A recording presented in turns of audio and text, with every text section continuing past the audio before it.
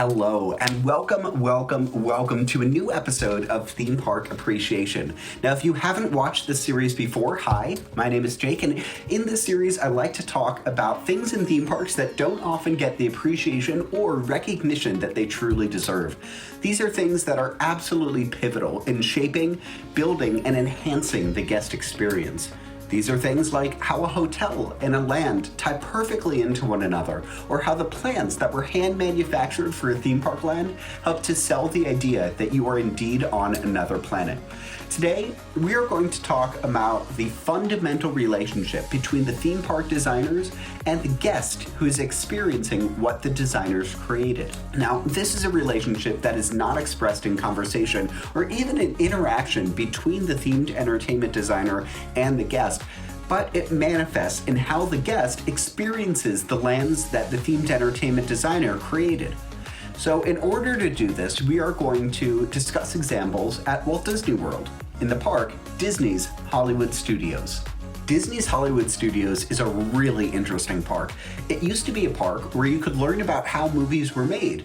There used to be a tram tour similar to what you might get in a Hollywood studio in California. There used to be behind-the-scenes movies about animation, and some of the animated movies and TV shows that you might have watched from Disney growing up were actually created at the park.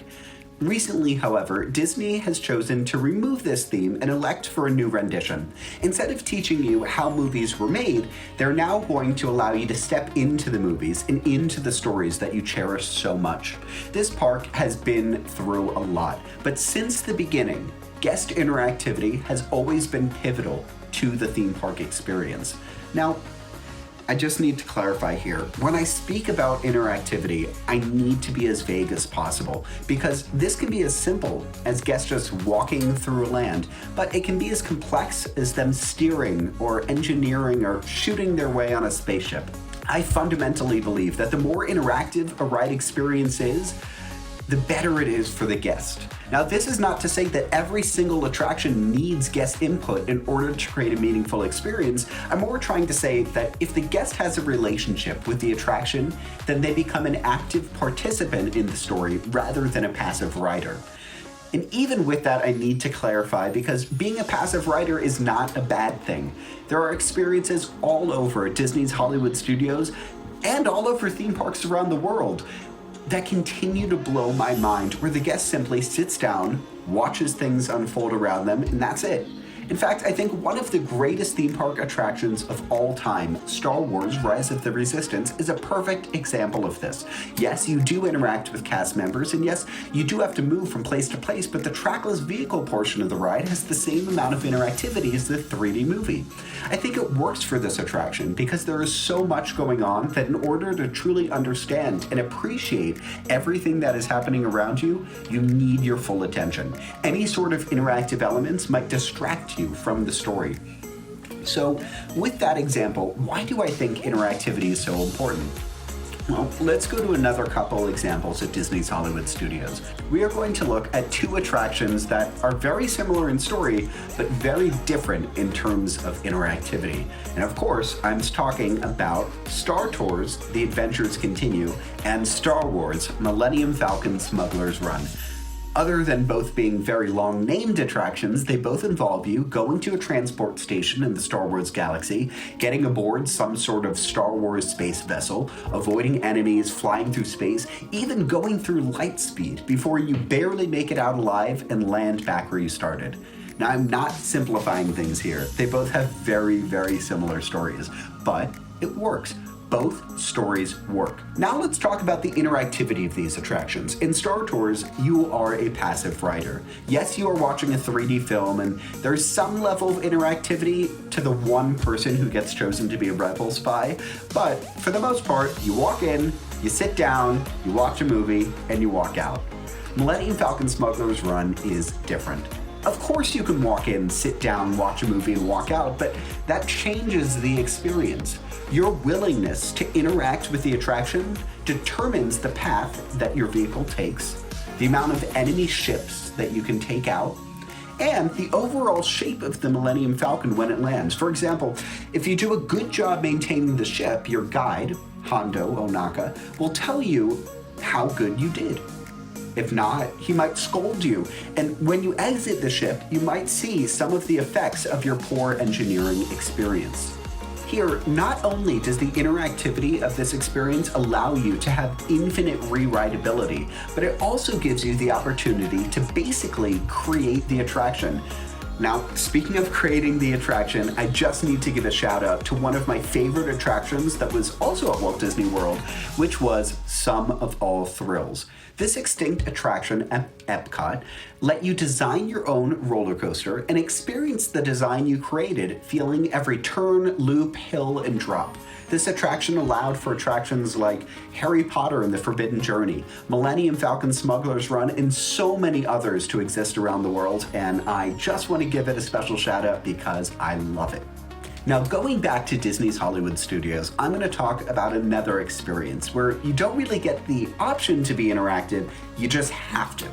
And that experience is Toy Story Midway Mania. Now, before getting into the attraction, I'm just going to mention that this attraction has two names: Toy Story Mania and Toy Story Midway Mania. Now, if you don't believe me, Google the attraction right now. Just Google Toy Story Midway Mania, and you will see that the first results are Toy Story Mania, and the second result says Toy Story Midway Mania, and they're both talking about the exact same attraction. It's weird, but that's what it is.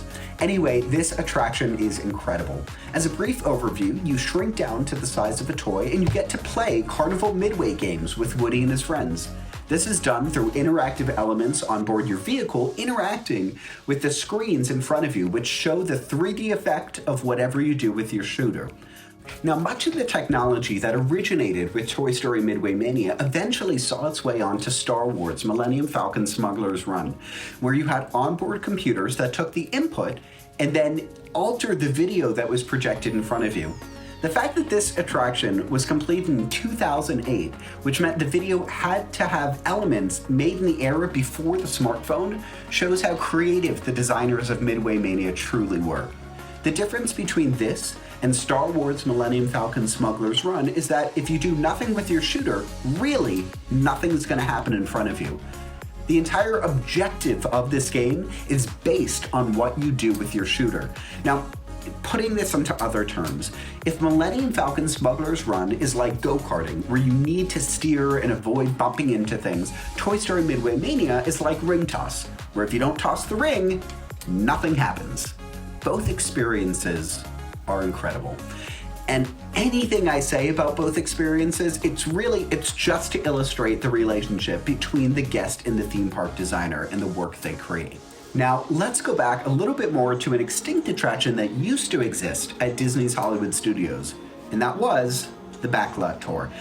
I only got to experience this tour once or twice, but it still sits so vividly in my memory because of how unique of an attraction it was. Now, granted, this is before I'd ever been to Universal Studios Hollywood and experienced a real Backlot Tour, so as an East Coaster, this is what I had. In the Backlot Tour, there was one section themed to Pearl Harbor. Not the attack, but the movie based on the attack. Now, for this section of the attraction, you could choose whether or not to volunteer to be a part of the action. If you did volunteer, you might be put in a ship engine control room where thousands of gallons of water might be dumped on you. And you also might be standing on the deck of the boat watching torpedoes explode in front of you. Similar to Disaster that used to exist at Universal Studios Orlando, all of this footage would ultimately be put into a movie that you'd be able to watch. Now, this type of interactivity is different than the other examples we've spoken about purely because it is voluntary, and most people don't get to experience it. Out of the hundreds of people that would be watching the explosions and water, only 5 or 6 get to be on the boat. And even for the people on the boat, it doesn't make things more believable for them because they know it's fake. They see the audience in front of them watching, and they see the stationary cameras filming their every move. They see the backdrop behind them, but despite all of this, despite it not being more believable, they're still able to get more out of the experience than the people who stay behind just to watch them. If you take anything out of what I said today, out of any of the examples, know that while interactivity doesn't necessarily make things more believable or more enjoyable or even more entertaining for the guest, it does connect them more to the experience. And for that reason, and that reason alone, they're able to get more out of the experience. Now, before ending this, I would be remiss not to talk about the brand new attraction at Universal Studios Japan, which is Mario Kart Koopa's Challenge. At the time of this filming, we're only just now getting our first videos from the attraction, and purely based on those videos, interactivity is even more integral to the experience, as without the interactive augmented reality elements, it's simply just a kid-friendly dark ride. But with the augmented reality elements, it becomes a more thrilling race. Anyway, thank you so much for listening. If you liked the video, or if you don't like it and want different types of videos to come out, please let me know in the comments or by pressing the like button. Thank you so much for taking the time to watch this. I know I can talk a lot, but I really appreciate it. Thanks again, and I'll see you guys in the next one.